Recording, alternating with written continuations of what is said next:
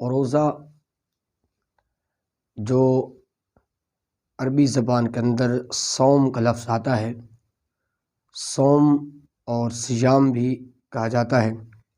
صائم روزے رکھنے والے کو کہا جاتا ہے۔ تو روزہ کے لغوی معنی یہ ہوا کہ جو آدمی اپنے آپ کو حلال چیزوں سے باز رکھے، اجتناب کرے اور اپنی منکوحہ بیوی کے پاس نہ جائے، رکنے والا کہ جو اس کے لیے چیزیں مباح ہیں اس سے روک لے، تو اس کو صائم کہا جاتا ہے۔ اور روزہ کی شرائط کیا ہے؟ روزہ کی شرائط مسلمان، عاقل ہونا اور بالغ ہونا، اور وہ عورت جو مخصوص ایام جو آتے ہیں اس سے بھی مبرہ ہو، اور نفاس کی حالت میں بھی نہ ہو جو بچے کا خون آتا ہے۔ تو یہ روزہ کی شرائط ہے۔ اور روزہ کی تاریخ کیا ہے؟ جیسا کہ اللہ رب العالمین نے قرآن پاک کے اندر ارشاد فرمایا ہے، یا ایھا الذین آمنوا کتب علیکم الصیام کما کتب علی الذین من قبلکم کما کتب علی الذین من قبلکم، جیسا کہ فرض کیا گیا ان لوگوں پر جو تم سے پہلے گزر چکے ہیں۔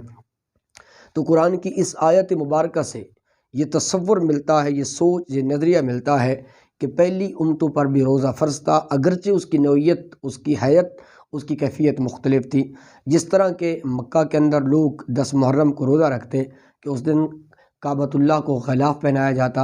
حضور صلی اللہ علیہ وآلہ وسلم مدینہ منورہ میں جب ہجرت کر کے جاتے ہیں تو وہاں بھی لوگ 10 محرم کا روزہ رکھتے ہیں، اور اس کی وجہ یہ ہے کہ حضرت موسیٰ علیہ السلام کو فرعون سے نجات ملی تھی۔ تو روزے کا تصور سابقہ امتوں میں، سابقہ انبیاء میں تھا، لیکن اس کی نیت مختلف تھی۔ اور روزے کی حکمتیں کیا ہیں؟ روزے کی حکمت ایک تو یہ ہے کہ نفس امارہ، جو ہمارا یہ نفس ہے، ہمیں خواہشات، آرزوئیں اور تمناؤں کی طرف لے جاتا ہے۔ تو جب بندہ روزہ رکھتا ہے تو روزے کی حکمت اور روزے کا مقصد یہ ہوتا ہے کہ اپنے آپ کو، جس طرح ایک مہینہ ہم اپنے آپ کو خواہشات پر، تمناؤں پر کنٹرول رکھتے ہیں، تو روزہ میں یہ سارا سال تک ہم اسی طرح تمنائیں، آرزوئیں اور خواہشات پر اپنے آپ پر کنٹرول کر سکیں۔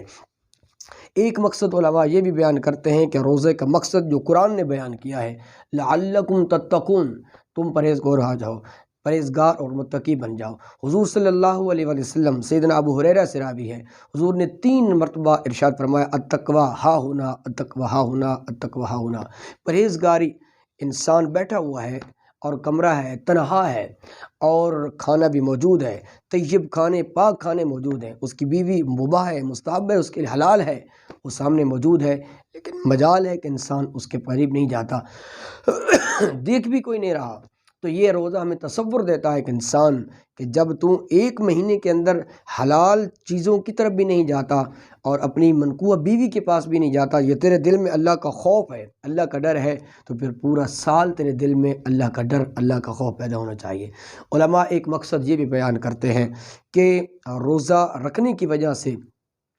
امیر جب روزہ رکھتے ہیں، کیونکہ الاشیاء تعرف بازدادہا، امراء سارا سال جو پیٹ بھر کر بہت زیادہ کھاتے ہیں، ان کے پاس مال و دولت ہوتا ہے،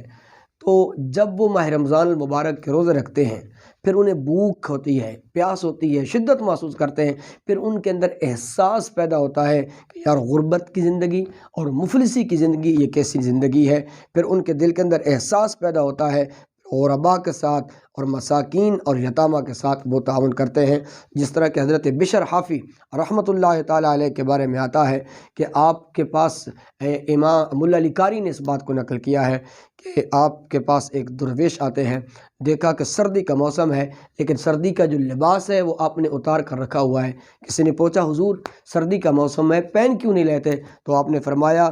اگرچہ لوگ ہیں